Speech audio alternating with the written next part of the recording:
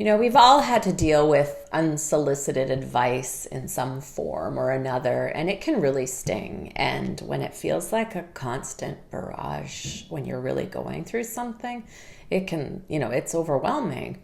So this is for you, whether you face unsolicited advice while trying to build a business, dealing with a health issue, any of your life choices, or be in public with your crazy children. I'm sure many of us know what that's like. Or anything else. We've all been there in some form. So if you're open to it, I'd like to give you some tools to manage it better and, to set some boundaries around unsolicited advice. So the first thing, from discussions in our face group, and I'll put the link to the group in the video description if you don't know where we are, I think it's worth examining why we feel defensive when people we don't know or we know or don't know offer unsolicited advice. We're defensive about their comments. We're defensive about their suggestions. And I'm included in this because I absolutely experience this feeling of defensiveness as well. It's tiring when people make suggestions, often the same ones, but it's coming from different people all the time.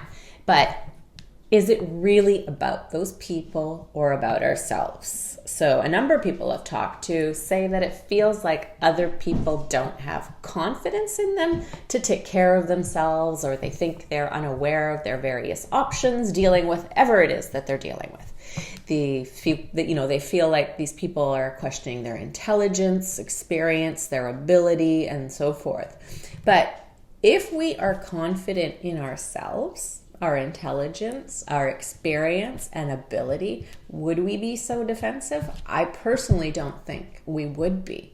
We doubt ourselves, so we are allowing to say, others to say things that that highlight it back to us. You're doing the best you can, and if you're not, take some steps to do things better. Have that difficult conversation with yourself when this happens to dig deep. Why does it bother you about what they said? And how can you turn it into something good for yourself? And in turn, that will make you more confident and immune to the opinions of others. But obviously, that's easier said than done. So let's, continue with some more different ways of thinking of things. So one thing to remember is that suggestions are just suggestions. It doesn't mean you have to take them seriously or even consider them in any sort of manner. If we want people to listen and hear us, sometimes people feel they're not heard and they're going through a lot of stuff, and people keep making these suggestions that aren't helpful. So we want people to hear us. Can we not also extend that to others who think they have our best interests at heart? And now, as a side note, I know that not everybody has our best interests at heart. And that's probably where it is even more difficult. So we're going to talk about that a bit later. Now, back to, these conversations. Someone says something to you. Isn't it possible to just let them speak and say, thank you for your suggestion?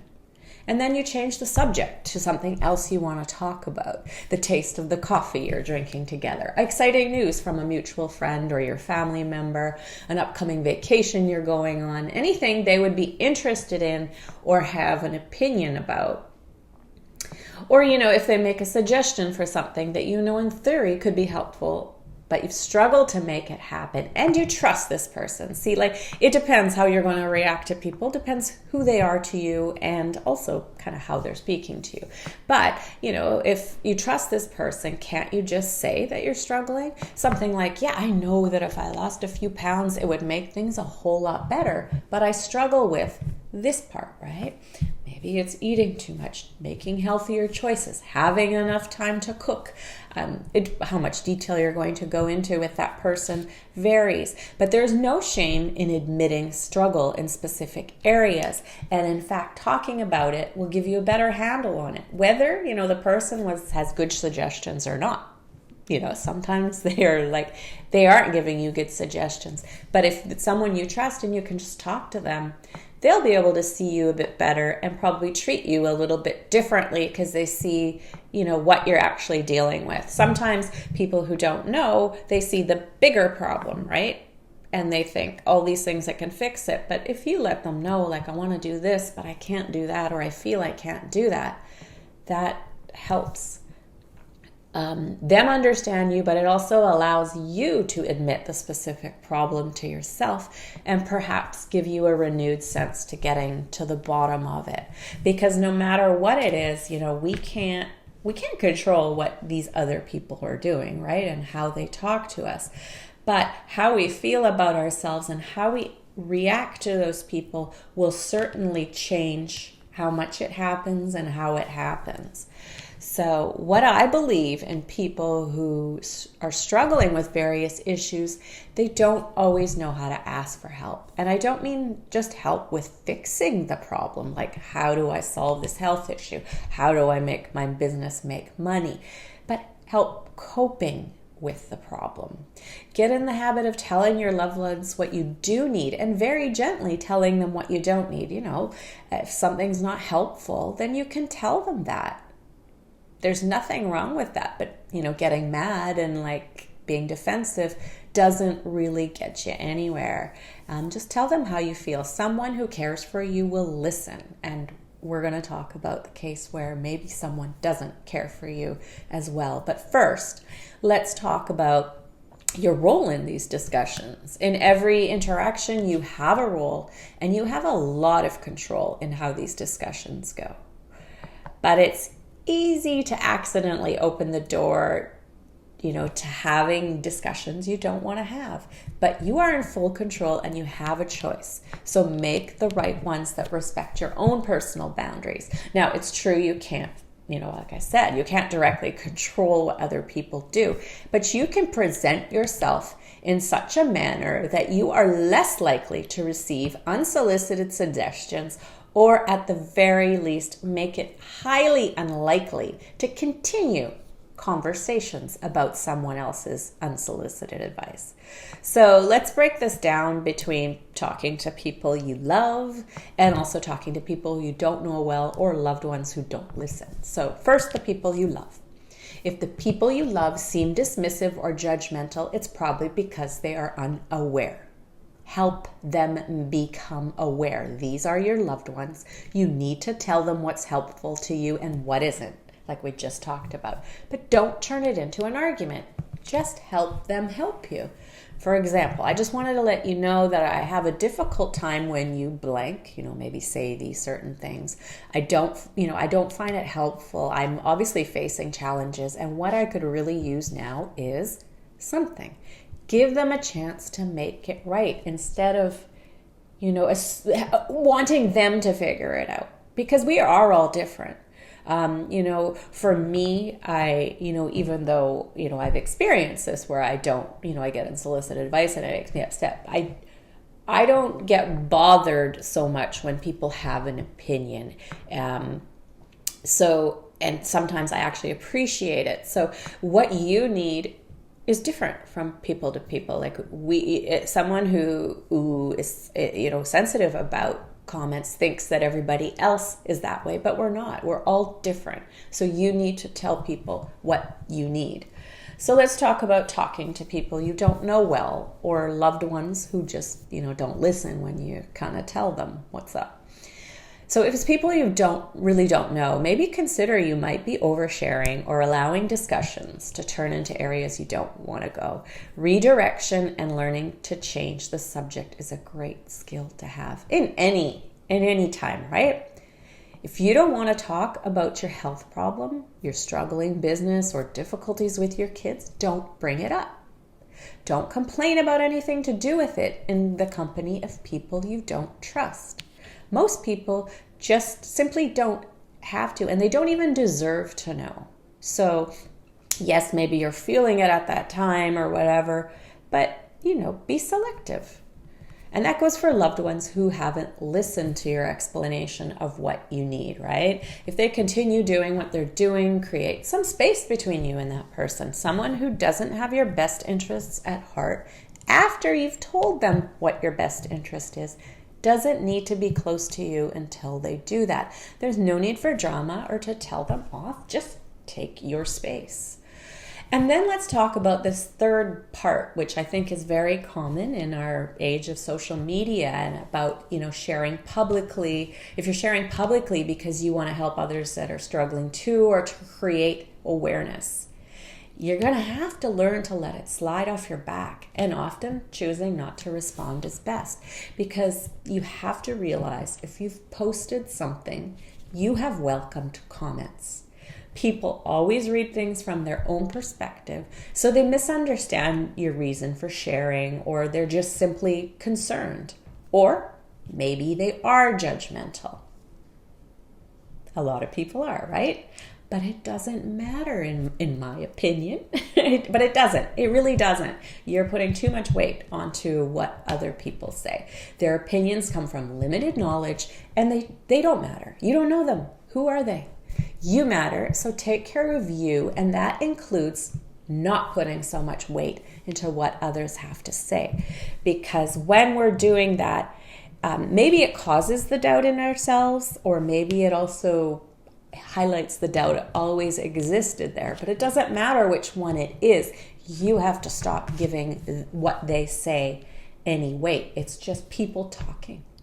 We all talk, we all say what's in our head, and that's perceived different ways, right? They're operating from a totally different place than you, so what they're saying, whatever, doesn't matter. You matter. But seriously.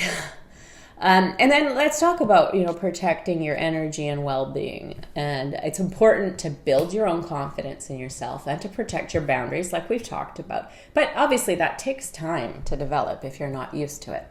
So I think the most important thing you can start with to be very aware of what you're putting your be aware of what you're putting your energy into. And by energy, I mean what you are engaging with and what you are taking on emotionally through your thoughts, right? So it doesn't always have to be what you say or what, the discussions you have. It's what you're thinking about and how it affects you. I have a few personal rules you might want to use to help protect your energy, because the more energy you put into things that upset you, the more negative thoughts it will bring you. And ultimately, the more likely you're going to get more of these unwanted interactions because you allow them. So here I have 3 rules for setting boundaries around unsolicited advice in your life that you may or may not choose to use. That's totally up to you. Everything is up to you. But also, if you want to get a written copy of this, I'll put a link where you can pick it up as well, because it might be helpful to have the rules in front of you or review any other part of it. But rule number 1, don't engage with unsolicited advice that you want to reject outright unless it's to say thank you. We want people to show us kindness. I think it's okay to show someone kindness, even if you're questioning kind of like maybe why they're sharing it. If it's an in-person conversation, like I already mentioned, you're not going to say nothing. You're going to probably have to say thanks and redirect that conversation. If it's online, say thank you. Or probably better, just don't engage at all. When you engage, you simply invite more of it. Rule number 2, you never have to defend yourself when it comes to your own personal business. And I don't mean business like you're building a business. I mean anything to do with your health, your kids, your relationships, how you live. None of that. You never have to defend yourself, ever. And in most cases, just simply don't do it.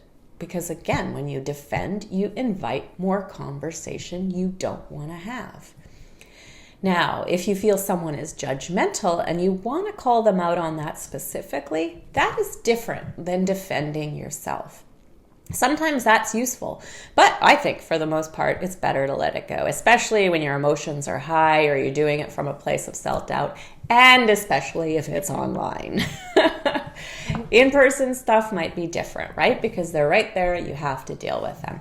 But if you do it You call them out on their behavior, like that they're being rude, right? It's not that they didn't understand that you haven't tried, that you maybe have tried to lose weight, that like this stuff. You would use this when they're actually, being rude and inappropriate. And then say your piece and let it go. Avoid engaging that person unless you see the discussion they're creating around that as valuable, because maybe someone who loves you maybe have said something judgmental. You call them out on it and you can actually talk about it. So, use your judgment. But the more emotionally centered you are, the easier this is to do. So proceed with caution. And again, it's not about defending yourself and your choices or what their suggestion was. It's more about that they're being inappropriate. I've called people out myself, especially when it's comes to my children. I have to, I've had to remind people and myself, I guess too, that they have no idea what's actually going on. I had one of my children was going through some emotional stuff and was to the outside, an older child, right? And like, maybe 10 years old. So, beyond the little child tantrums. But they were having a difficult time, and it came out in yelling and screaming in a restaurant, right? And there's a lady nearby, and she says, something about her being a brat, or I can't remember the exact details, but it was loud, and my child could hear them. So I had to remind them, like, first of all, you don't know what's wrong. She's having a problem. And my child can hear that you're saying that they're a horrible kid and you are the adult and you should know better. But the comments, I made to them have nothing to do with me or my ability to parent. It had to do with their inappropriate behavior. I wasn't defending myself. I was telling them, like, you're wrong. Like, you're wrong to do that, wrong to say that about a child who can hear you. So anyways, I hope that sparked a few things for you. I truly believe that we shape the world around us. So take the steps you need to protect your well-being. Find the rules that work for you, and they may be shaky at first, but work at things until they start changing, because it still always comes down to it. We can post memes and we can ask people not to give unsolicited advice and to just listen when we have a problem. But we have to realize that we're all different. And if you want people to understand what you need, you have to have a part of that. You are responsible for making that clear to people. Anyways, I will post the link where you can download the printed copy of this should you want it, and our Facebook group. And I hope you would join us there, because if you have any questions or you want to talk about any aspects of this and how it can apply to you, happy to do it.